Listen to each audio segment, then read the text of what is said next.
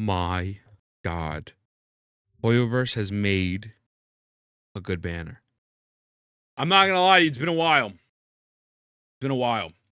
And we got a good banner, boys. We got a good banner. Let's talk about it. Let's break it down. I wanted to break down this Hu Tao, Nahida banner. So obviously these 2 5-stars. Then you have Kuki, Zincho, and Setho. So let's discuss this. I'm gonna be as honest and transparent as I possibly can and discuss their pull values and where they genuinely do rank in the meta and if they're really needed or not needed. So first starting off with Nahida. Nahida is the best Dendro applicator in the game. Nahida is going to be best for any type of electro reactions and for Hyper Bloom. So if you want to really focus on burning / bursion and anything around pyro, it's not that Nahida won't work for it, but realistically, we have better units like that. Emily works specifically with burning. Excuse me, Kanich just came out. You know, Kanich is perfect for burning. Nahida, that's not really Nahida's role. Nahida, if you're running Nahida, you're either running a official Clarin team with Kazuha, or you're running Hyperbloom. That's pretty much Nahida, or maybe you're running a little bit of a ghetto Nervalette Hyperbloom team, but it's still Hyperbloom, right? That is her main focus. And so I am not going to sit here and lie to you and tell you I think she is a must pull. Dude, I never turn off my Subathon timer. By the way, Subathon's still going on Twitch.tv, E_thin. I think it's at like 415 hours. But anyways, I'll just put it to the side. I'm not going to say she's the must pull unit the way she was at the launch of 3.0 or even 4.0.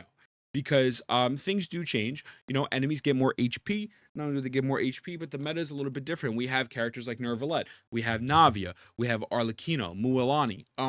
Even with, for Dendro, we're getting Kanich and Emily. So the meta is changing a bit, and so I feel like there are maybe faster ways to pump out damage, but the reason why I like Nahida so much is because she's still solid even when they're raising enemy HP by 1,000,000. I brought her into the Abyss on both sides. I was able to clear her with a Hyperbloom team, pretty decently built on both sides. She really just wants EM and Deepwood. That is it. It's really not that deep, and the great thing about it is obviously we'll get to the weapon banner. Excuse me, but she doesn't need her weapon. Sacrificial works perfectly. Just use it as an EM stat stick or any other really weapons that can give EM and whatnot. Like she's pretty versatile, and so in the way that she's can use in pretty much all Dendro teams. Again, doesn't excel with Pyro, but Hyperbloom is still very valid, and that she takes very little investment. Right.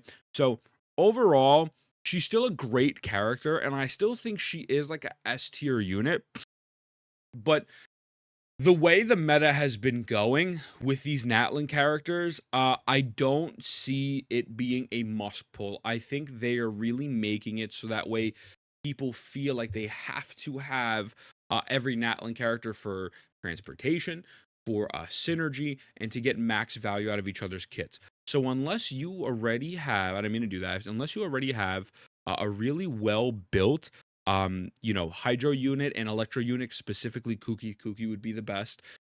Excuse me, on the side, I think it's okay to skip. But if you did get this person, if you did get Nahida, it's still valid because you can wind up getting both. Saying, well, I plan on getting Zincho and Kuki, so then that's fine. But she's still very solid. This narrative that Hyperbloom is not good anymore, it's just not accurate.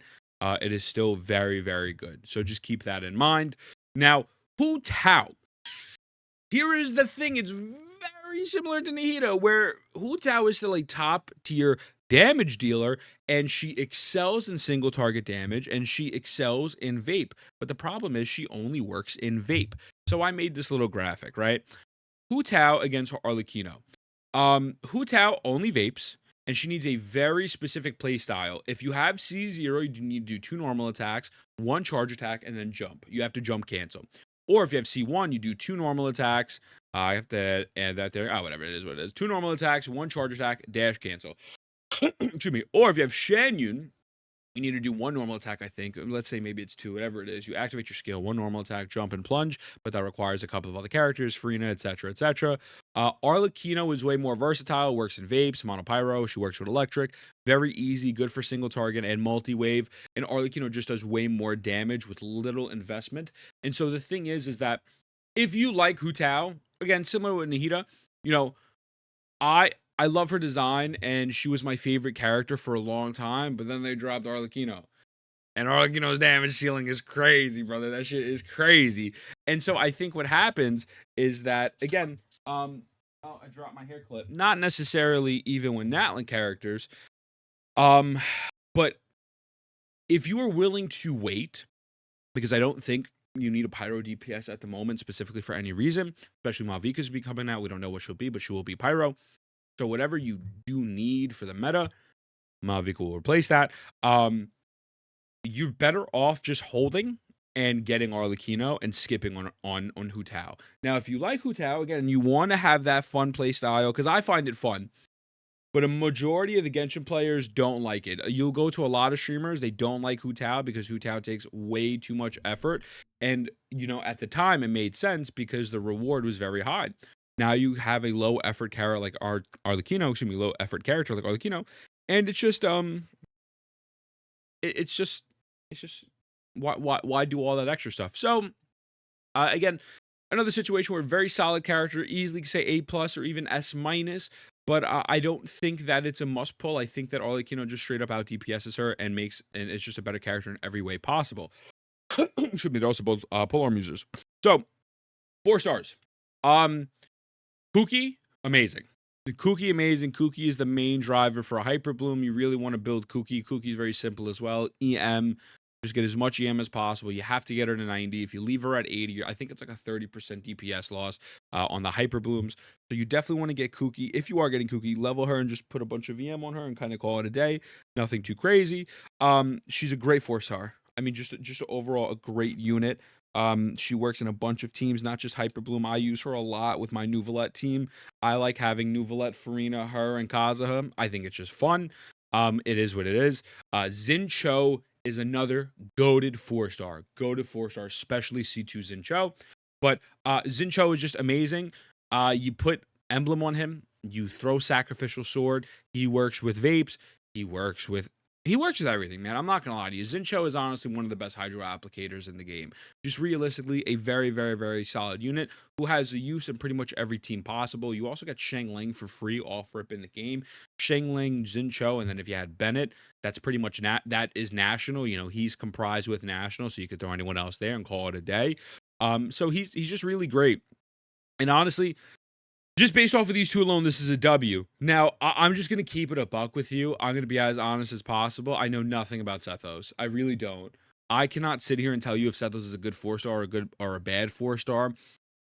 I've really never seen anything from him. I never used him. I never used him in the Abyss. I would assume that his impact on the meta is slim to none because he's been out for X amount of time and nobody has ever brought him up to me while I've done Abyss clears. Nobody has built him. I've never seen crazy team comps. I mean, I'm sure some random theory crafter is going to come out and say, Aki Setros is amazing, and that's fine. But he's just kind of there. And I think getting him, it's not a bad thing. I'm sure he's probably okay. I just don't know. I don't want to sit here and glaze something and pretend I know when I don't. So I'll leave Sethos alone. Now, unfortunately, you can't always have a win-win situation. This weapon banner is a little booty cheeks. So let's discuss. First, we're going to go over Nahida's weapon. Nahida's weapon is not good. Just straight up, you do not need all this nonsense. It brings you up to 265 EM. Party members other than the equipping character will provide the equipping character with buffs based on whether the elemental type is the same, and the latter if not. If their elemental types are the same, increase EM by 32. If not, increase the equipping character's damage from their elemental type by 10%. Excuse me, each of the aforementioned effects can have up to 3 stacks. Additionally, only by party members other than the equipping character will have their elemental mastery increased by 40. Listen, it's just giving you EM and damage. Here's the thing. Once again, you could just run sack. Just run sack. You have 220 EM. You get 265. Obviously, you get a little bit more from here, but it's really not worth it. Also, the thing is, this only works on Nahida. The bad thing about a lot of character exclusive weapons, let me not say a lot, let me rephrase that. So when character exclusive weapons are not, they cater so much to the character, I understand it, but Nahida's investment, or like, you don't need this weapon, like other 4-stars or even 3-star weapons still work on her. It's not like the investment from this compared to Sack is insane. Nuclear cinema, right? It's not that big of a deal. And so to me, it's just a little cringe because it's not even universal. Like, at least I could say, okay, like for example, Chiori Sword, that works on everyone. Or let's get to the other 5-star. Staff of Homa. Staff of Homa is an amazing, amazing weapon. It is a massive crit stack, 66.2, and it says HP increased by 20%. Additionally, attack bonus based on 0.8% of the wielder's max HP. When the wielder is less than 50%, the attack bonus increased by additional 1%. Obviously, this is Hu Tao's best in slot, but people run Staff of Homa on so many people. They use DPS Zhongli for whatever reason. If you want to be spicy with your life, they use it on Arlecchino. This is a universally great polearm just based off the fact that you're getting attack for HP, and then after that, you're getting crit damage. It's a massive stat stick, and it alleviates the stress of having to try to get crit damage arties, and you can put a crit rate hat on instead. So, when rolling on this banner, it's like, if you get this, you kind of suck. It's not very good, sometimes shit. You get Staff of Homa, that's a win. So just keep that in mind. Now, the 4 stars, there's like 2 good ones on here, right? I mean, so Favonius Warbow is not bad. Anything from the Favonius set is good. It gives you 61 ER. Crit rates have a 60% chance to generate a small amount of elemental particles. We know Fav. Fav is pretty standard. This is valid. Fav is a good set. Dragon's Bane is good. Dragon's Bane is good if you're using EM Raiden. Dragon's Bane is good on Hu Tao. You actually don't even need Staff of Homa. You could run EM Dragon's Bane. That works as well. Increased damage against affected by Hydro or Pyro by 20%. So this is good. And the rest are just kind of eh. Lion's Roar is just here. It increased damage against opponents affected by Pyro or Electro. It's just a base attack. It's really nothing great. Fruitful Hook. This is the ugliest weapon I've seen in my life, but we'll go over it. So pretty much it gives you double attack. Increased plunging attack crit rate by 16%. After a plunging attack hits an opponent, normal charging a plunging attack. This is probably good for like D-Luke or something. I mean, if you want to do a plunge D-Luke build, the Dragon Strike, whatever it's called, by all means, go for it. But it's pretty It's pretty like it's nothing special. It's nothing special. And then did I miss a weapon? Or no, I think we went over them. I think we went over all of them, right? Yeah, it's eye perception's bad. Eye perception's bad, man. It's a physical catalyst user thing. If you want to do physical damage with Nuvolet, put on eye perception, have fun. It's a meme. It's a meme. So I mean, like overall, it's not a bad banner. Again, it's a little bit weird because like the 2 5 stars. If I had to pick one to go over the other one, I would definitely say Nahida. Or if you want to say, hey, I want a Pyro DPS, but I want to wait, I would say you're better off safer going with a Natlan character or just going with Arlecchino. And so that's my critical analysis after calculating 372 hours inside my Microsoft Excel spreadsheet. Enjoy the video. I hope you have a great day. Mwah.